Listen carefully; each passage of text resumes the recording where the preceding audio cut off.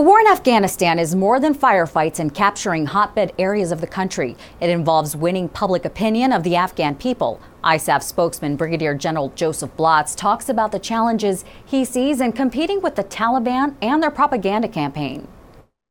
We need to be the first with the truth, and that is challenging.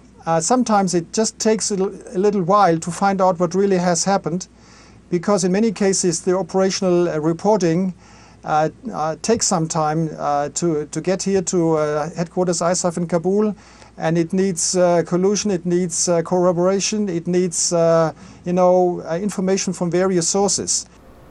General Blotz says the race against time is a challenge, but ISAF forces are getting better and it is paying off over time. He has seen a positive change throughout the country over the last 3 years.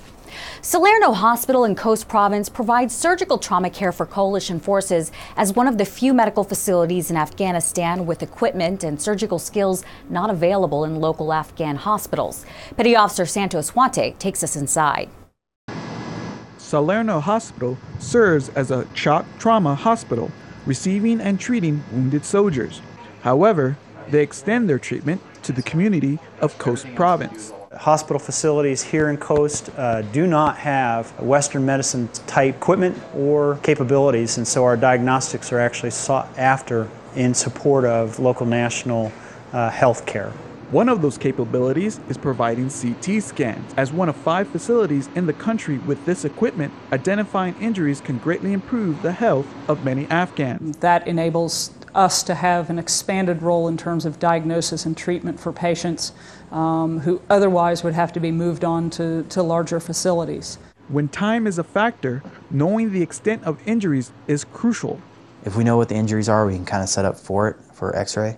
If it's usually a TBI, traumatic brain injury, we'll set up the CT automatically. We'll do a pan scan, which is from the pelvis, abdomen, chest, L-spine, T-spine, C-spine, head, neck. Usually they'll clear the C-spine. They'll look for hemorrhaging in the head. That'll be to rule out, fractures of the cervical spine. Anything else, if the doctor ordered, we'll put the patient in for the CT and get the results for the doctor to see. As medical professionals, treating friendly forces or local civilians may not be the only potential patients passing through their emergency room. Well, being in the medical field, you're required to and obligated to help all people that need help, be it local, national, even enemy personnel or our own. All of them are afforded the same level of care. So it makes no difference. The doctors tell us what we need to do and we go ahead and get it done. The goal is to provide a quality image so that they can make the diagnosis that they need to be able to provide the appropriate treatment. Reporting from Forward Operating Base Salerno in Coast Province, Afghanistan, I'm Petty Officer Santos Huante. Saving lives is a top priority for the medical team at the Shock Trauma Platoon located at Forward Operating Base Delaram 2. They perform pre-screening for emergency blood donors in case of a mass casualty incident. Staff Sergeant Ryan Smith has more.